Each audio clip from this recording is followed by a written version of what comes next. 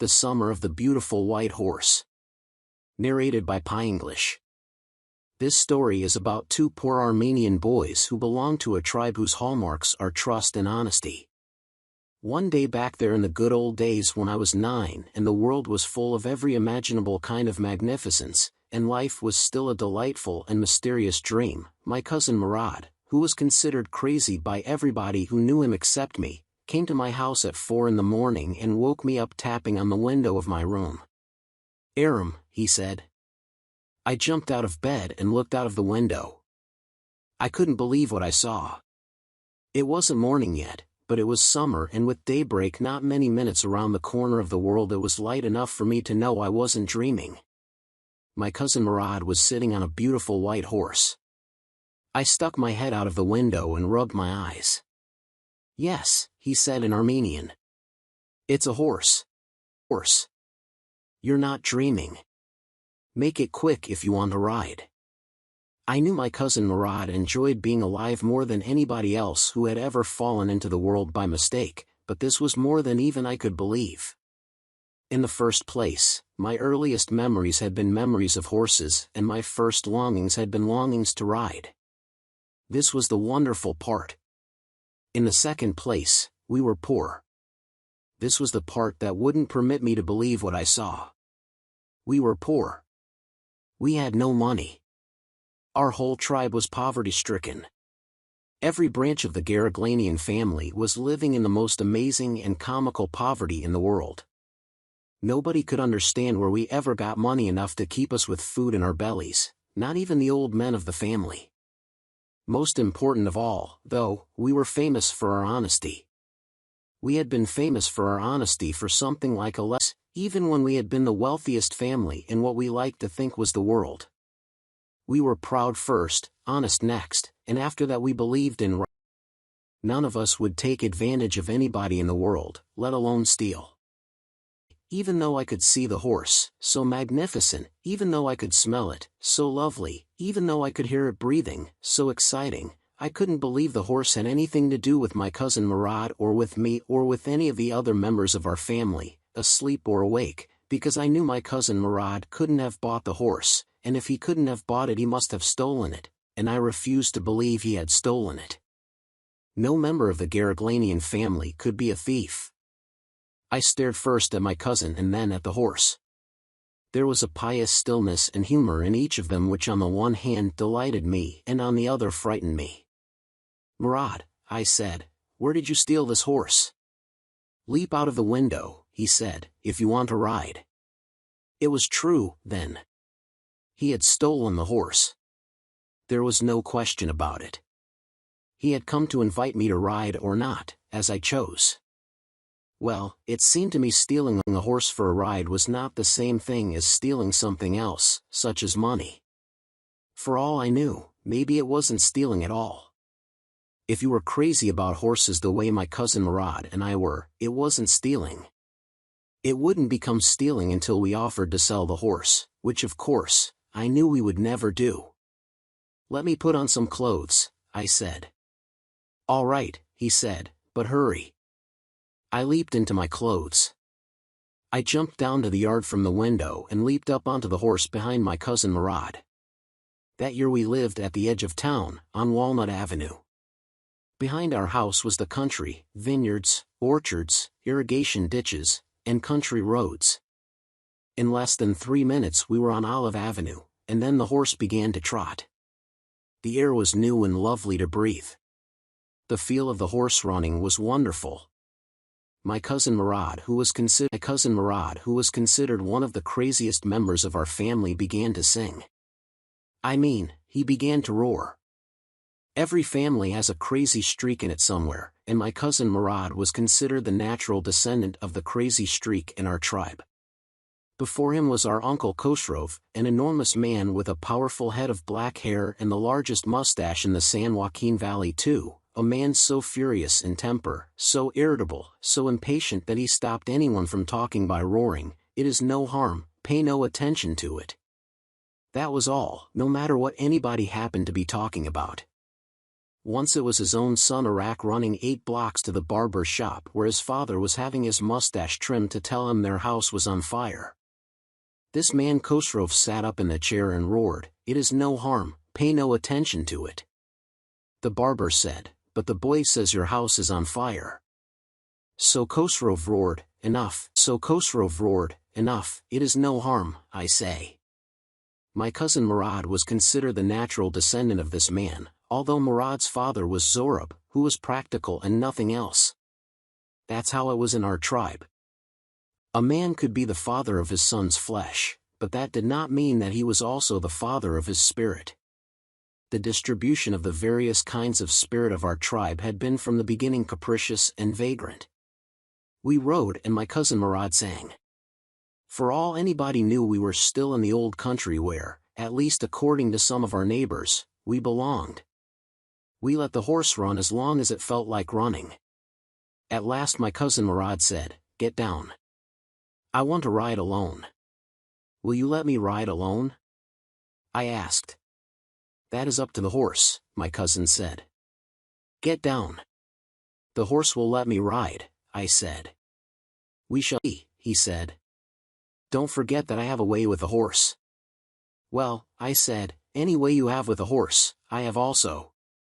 "For the sake of your safety," he said, "let us hope so." "Get down." "All right," I said, "but remember, you've got to let me try to ride alone."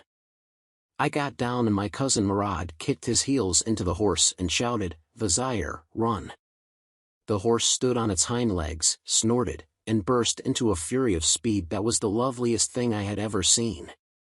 My cousin Murad raced the horse across a field of dry grass to an irrigation ditch, crossed the ditch on the horse, and 5 minutes later returned, dripping wet.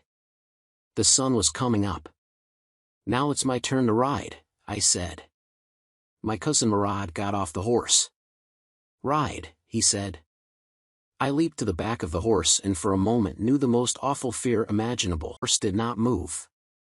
"Kick into his muscles," my cousin Murad said. "What are you waiting for? We've got to take him back before everybody in the world is up and about." I kicked into the muscles of the horse. Once again it reared and snorted. Then it began to run. I didn't know what to do. Instead of running across the field to the irrigation ditch, the horse ran down the road to the vineyard of Dikran Halabian, where it began to leap over vines. The horse leaped over 7 vines before I fell. Then it continued running. My cousin Murad came running down the road. "I'm not worried about you," he shouted. "We've got to get that horse. You go this way and I'll go this way. If you come upon him, be kindly. I'll be near." I continued down the road and my cousin, Murad, went across the field toward the irrigation ditch. It took him half an hour to find the horse and bring him back. "All right," he said, "jump on. The whole world is awake now. What will we do?" I said. "Well," he said, "we'll either take him back or hide him until tomorrow morning." He didn't sound worried and I knew he'd hide him and not take him back. "Not for a while, at any rate." "Where will we hide him?" I said. "I know a place," he said. "How long ago did you steal this horse?" I said. It suddenly dawned on me that he had been taking these early morning rides for some time and had come for me this morning only because he knew how much I longed to ride. "Who said anything about stealing a horse?" he said. "Anyhow," I said, "how long ago did you begin riding every morning?" "Not until this morning," he said. "Are you telling the truth?" I said. "Telling the truth?" I said. "Of course not," he said, "but if we're found out, that's what you're to say. I don't want both of us to be liars. All you know is that we started riding this morning." "All right," I said. He walked the horse quietly to the barn of a deserted vineyard which at one time had been the pride of a farmer named Fetvagian. There were some oats and dry alfalfa in the barn. We began walking home. It wasn't easy, he said, to get the horse to behave so nicely. At first it wanted to run wild, but, as I've told you, I have a way with a horse. I can get it to want to do anything I want it to do. Horses understand me. How do you do it? I said. I have an understanding with a horse, he said. Yes, but what sort of an understanding? I said. A simple and honest one, he. Well, I said, I wish I knew how to reach an understanding like that with a horse. You're still a small boy, he said. When you get to be 13 you'll know how to do it. I went home and ate a hearty breakfast. That afternoon my Uncle Khosrov came to our house for coffee and cigarettes. He sat in the parlor, sipping and smoking and remembering the old country. Then another visitor arrived, a farmer named John Biro, an Assyrian who, out of loneliness, had learned to speak Armenian. My mother brought the lonely visitor coffee and tobacco, and he rolled a cigarette and sipped and smoked, and then at last, sighing sadly, he said, "My white horse which was stolen last month is still gone. I cannot understand it." My Uncle Khosrov became very irritated and shouted, "It's no harm. What is the loss of a horse? Haven't we all lost the homeland?